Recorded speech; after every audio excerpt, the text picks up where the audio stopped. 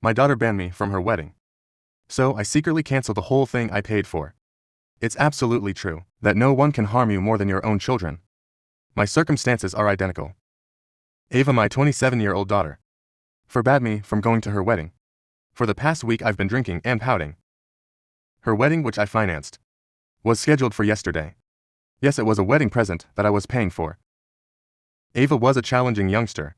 When she told me about her wedding preparations, I was relieved that she was finally getting married to someone she loved, because I had a lot of nightmares while raising her. I helped since she and her fiancé were struggling financially and couldn't plan a good wedding. What do I receive in exchange? I was not allowed to go. The devastation is beyond words. I added my brother to the guest list by calling the wedding planner. A few days ago the guest list was full. He claimed to see if we could arrange anything. I requested him to email me the whole guest list. He said that Ava had told him to keep the guest list private. I informed him that, since I was her father and the one covering the wedding expenses, they had best follow my instructions. Despite his reluctance, he sent me the list when I threatened to call his boss. My heart sank when I saw that I wasn't on it with my wife. Since neither my wife's nor my name was listed, I called the wedding coordinator once more and insisted there must have been an error. He clarified that he had been expressly instructed not to mention our names. Until he shared the email exchange between him and Ava, I couldn't believe it. They were told to prevent us from entering the venue, which made the situation worse. How devastating must that have been? Although I was aware of my daughter's animosity toward me, I never would have guessed that it would reach a level where she would not let me attend her wedding. She was at her bachelorette party that day. So, when I frantically called her, her phone was on voicemail. She didn't call that day or the following, despite my message requesting her to do so. I arrived at her flat, where she and her fiancé were residing on the third day, right before the wedding. She said that she was too busy getting ready for her wedding to meet with me. She was avoiding me since by that point, the wedding planner had informed her that I was aware of the guest list. I went there to ask her a question, but her demeanor simply made me more irate. I informed her that I was aware that she had prevented me from going to the wedding. Well, good for you, was her response. Traveling to the location saved you time and effort. If I have time, I will forward the wedding photos. I went utterly insane. This was all. There was no explanation, no regret. Number apology. Her cruelty made me cry. Tears filled my eyes as I questioned what I had done wrong to merit this. She said that I had always mistreated her, first by slapping a stepmother in her face, and then by siding with other people. Even when she was at fault, she wanted me to stand up for her without reservation. When she harassed my sister's daughter, how could I stand up for her? When she was discovered using pills in class, I did defend her and prevented her from getting expelled. I helped her get into college. But she decided to remain unappreciative, in spite of everything I accomplished. She accused me of generating negativity in her home. When she noticed me crying, I reminded her that her wedding was being paid for by me. She became hostile and claimed that I owe her this, and that I wasn't doing her any favors. I went crazy and told her that I owe her nothing. This wedding was a favor and I had done more than enough. She said she didn't have time for my emotional drama, and asked me to go when I got home. I sobbed uncontrollably in front of my wife Mercy, who is Eva's stepmother. Mercy is a good-hearted and forgiving lady. Yet she became enraged for the first time when she witnessed me cry. She urged me to do something about Ava. We must stop Ava from feeling entitled to harm us. She continued up until a year ago, when she eventually found a respectable job. Ava had been surviving off of my money. She didn't have any money saved for her wedding. Because of this, I'd had enough. I made the decision to discipline her. I called off all of the wedding plans. I didn't care that I hardly received any money back from the advance payments. I wanted to cancel the wedding planner as well as the wedding location. But I knew that would notify Eva, who could then make other arrangements. I intended to spoil her special day. I allowed her to keep her dress since she already had it. All of this made me feel bad, but after giving it some thought, I knew I had done more than enough for her. Why should I feel bad about interrupting her wedding if she didn't? When the wedding coordinator and the caterers and decorators showed up at the location on the wedding day, they were turned away. When the security showed them the cancellation email, it sparked a flurry of activity. When the wedding planner called to ask for the last payment, I informed them that I was no longer concerned and that they could speak with Eva about it. They informed me that when the venue guards denied Eva access, she got into a fight with them. Her fiancé saved her just in time after she nearly got arrested for trespassing. I had blocked her number when she attempted to contact me. I had denied her entry to the main gate when she arrived at my property. I desired tranquility, but I wasn't scared of her. Talking was pointless since like she did when I visited her home. Her comments would just make me feel worse. She needed to take responsibility for her conduct. She could no longer be repeatedly forgiven. As a child, Ava just wanted her friends to attend her wedding. Not family. I honored her decision. Fortunately, she had to deal with her friends about the wedding cancellation, so I didn't have to tell them. My parents were the only ones who weren't thrilled with what I accomplished. They said that regardless of how terrible our kids are to us, we should never treat them cruelly. I informed them that Ava was the cause of this. All her life she had been cruel and egotistical. No matter how hard I tried to defend what I did, the guilt still remains. I pretend to be brave, but I secretly regret calling off my own daughter's wedding. My heart has been relieved by writing this down, even if I have no idea why I'm here. Update 1. I appreciate all of your moral support. I didn't think my acts would be praised by others. I was afraid I would be considered a fool for taking such a harsh stance against my own daughter. A few of you inquired as to Eva's history of animosity toward us. I apologize for missing that previously. Here are the specifics. I had no idea how this format operated. My second wife is Mercy, a 45-year-old woman. My kid from my first marriage is named Eva. When Ava was 7 years old, I divorced her mother. My first wife, Ava's mother, left me for him. After finding someone else, I was granted custody of Ava, because they were leaving for Europe and didn't want her. When Ava was 13, I remarried Mercy, and ever since, Mercy and I have had to deal with Ava's anger. Mercy is the object of her intense hatred. When she was a teenager, it made sense. It must have been difficult to watch someone take her mother's place. Mercy, a certified children's counselor and teacher, reassured me that Ava would be all right as an adult. She thought Ava would view me as more than simply her father. She would see me as a person in need of a companion.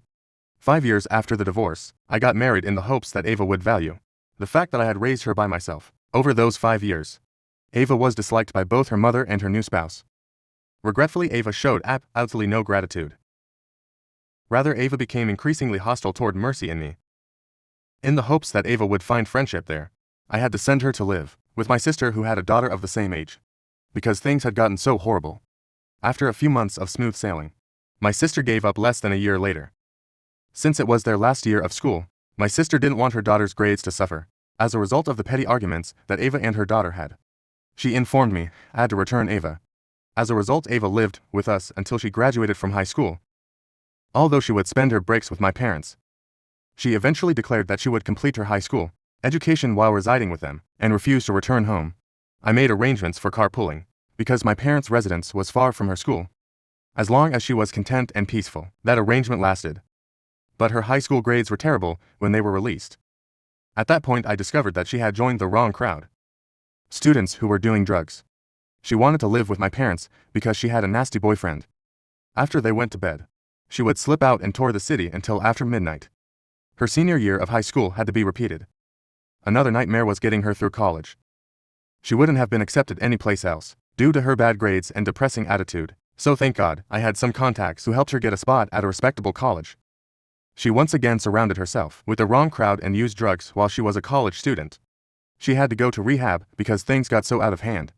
She finally graduated at age 25, but she had a relapse the year after, so I had to send her back to treatment for a few months. She truly has been a pain in the butt, so calling her such wouldn't be impolite. She has continuously caused me distress, embarrassment, and misery. I'm so grateful for Mercy, my understanding wife. She could have talked me out of leaving Ava if she had been any other lady, but instead she was the one who continually urged me to wait. Mercy has given so much of herself for Ava and me, and I'm so grateful for it. The fact that I got married again, and Mercy even more so, seems to be Ava's biggest grievance.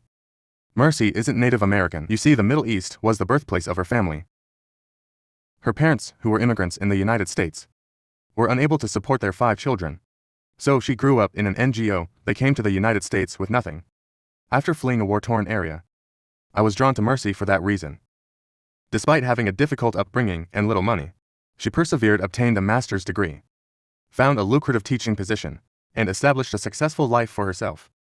Despite being a self-made woman, Eva refers to her as a gold digger. Yes, we have some generational riches, because my family has had a successful export company for 2 generations, since this is my second marriage and her first. Ava thinks Mercy married me for financial gain. Ava argues that if it weren't for financial gain, Mercy wouldn't have married a single father who was 12 years her senior. Mercy is 45 and I'm 57. I don't know who gave Eva these thoughts. But that's why she called Mercy a gold digger. A few of you also inquired as to whether Eva's mother had anything to do with this. In actuality, she hasn't gotten in touch with either Eva or myself since our divorce. All I know is that she was in Germany when I last heard from her. Regarding the present circumstance, Eva attempted to vent her rage by contacting me after I called off her wedding, but I prohibited her from doing so on any platform. When I called off the wedding, my parents were upset and offered to cover the cost if Eva wanted to reschedule. However, Eva betrayed them, saying they were supporting me using harsh language. She even threw them out of her house and told them not to come again. Although her teacher, who also happened to attend the same gym as me, was the one who discovered her high school substance use, she blames them for it following this. My parents had a change of heart and accepted my decision to call off the wedding. I can't give Eva the right to take advantage of and harm us. Whatever she pleases, I still haven't heard from her. So I have no idea what she's up to. 10 days after her alleged wedding day, my parents paid her a visit 2 days ago. They are still not married. They're probably arranging a new date, or simply haven't followed through. Oh, and I blocked the credit card I was using to make the purchase. She still had access to it, but she hadn't used it much since landing her job. She will probably be upset by this, but I don't care anymore. I don't feel guilty now that I know how she treated my parents. They have always cherished and protected her, and they are in their late 70s. It was right to cut Eva off. Update to hello everyone. Although it has been more than a year since I last updated this topic, I have remained in close contact with all of the people who PM'd me or left comments on the post. A few weeks later, I learned that Eva had married her fiancé in a secret ceremony, attended only by their closest friends. I wished her luck in life and was pleased for her. I had no social media connection to her, so I had no idea what was going on in her life. My niece informed me that Eva had changed her Facebook status to reflect her and her husband's move to a nearby city. Before I received a call from an unknown number a week ago, everything in my life was going according to plan. It was Matt, Eva's husband. I was anxious, fearing that she might have suffered some sort of mishap. She wanted to meet me in person, which surprised me, but he reassured me that she was okay. He claimed he would explain when we met. When I asked why, he proposed getting together for supper and said he was in town. In my heart, I hoped that this would be an opportunity to make amends with Eva. I believed that Matt was serving as a go-between, and that she might be too embarrassed to approach me. I went to see him with great expectations, but to my disappointment, Matt arrived by himself. He said he had no idea where Eva was when I inquired about her. With a sinking heart, I inquired as to her whereabouts. Then he disclosed that they were no longer together. According to Matt, Eva had a history of abuse during their marriage and had a serious problem with anger management. Even over small disagreements, she would hurl objects and smash household objects. For as long as he could, he put up with it, but eventually it got to be too much and they split up. Matt continued by saying that Eva had psychological problems and attributed any problems she encountered to other people. Because they had relocated to a new city for his work, she and he had many arguments. Eva was angry at him for removing her from her hometown, even though she had secured a comparable well-paying position there. That was only one of their numerous problems. Matt stated he wanted to apologize face-to-face. He acknowledged that he had seen Eva treat me, Mercy, and my parents cruelly, but he chose not to step in since Eva had used him against us all. He felt bad for ignoring the warning signs and causing himself suffering. I informed him that Eva was to blame and that he was not. I held myself partially responsible for not raising her well. I also expressed my regret to him for what he had endured with Eva. Then Matt asked me to do him a favor. He claimed that Eva was pleading with him to take her back, since she had been upset by the breakup. But after experiencing her mistreatment, he had lost interest in her. He nevertheless sent her warm wishes and asked if I could help her during this trying period. Because of her rage, Eva had lost all of her true friends, and Matt felt I could help her by taking her to therapy. I informed him that although I hoped I could, Eva would not allow me to be close to her. He got it, and we both said we wanted to help Eva if she would let us. I made the decision to go see Eva after that talk. Unfortunately, things didn't work out as planned. She attacked Mercy and me, but I had come by myself so Mercy wouldn't see Eva's anger. In an attempt to soothe her, I apologized. Right or wrong didn't matter to me at the time. I just wanted to assist her. I advised her to see a therapist first, but otherwise she could say anything she wanted about me. Eva brought up the past without listening. She screamed that she wanted to kill Mercy because she detested her so much. She acknowledged that she was embarrassed by our marriage and embarrassed to introduce Mercy as her stepmother, which is why she had barred us from attending her wedding. She threw me out of the house when I tried to talk sense into her, accusing me of being the cause of all her issues. To be honest, I don't care anymore, and I'm not sure if I was correct or not. I don't know how to help her, but all I want is for her to recover. Update 3. I appreciate all of your moral support. When I created the last update, I was pretty upset, and this place has truly helped me relax. Mercy advised me to get in touch with Eva's school closest buddy. We knew each other well because her family lived next door. I messaged her on social media to explain the situation, because she now resides in South Africa. Since she was the only person Ava had never battled with, I requested her to get in touch with Ava, in the hopes that she could get through to her. Her buddy promised to assist, and happily she did. Ava committed to therapy, and I think it's going well, because she came to see my parents a week ago, and expressed regret for her actions. She acknowledged that she was no longer able to contain her hatred, because it had become so strong. She still holds me responsible for everything though, and stated that she would never forgive me. I no longer harbor any animosity toward her. Even though I'm not involved, I simply hope she has a happy life. I appreciate your support, everyone. I sincerely hope that no father ever has to deal with their own child's intense hatred.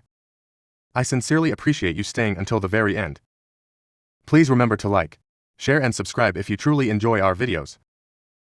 Enjoy your wonderful day. Thank you for watching. If you haven't subscribed yet, please do so and hit the notification bell to stay updated with more shocking, real-life stories happening around you.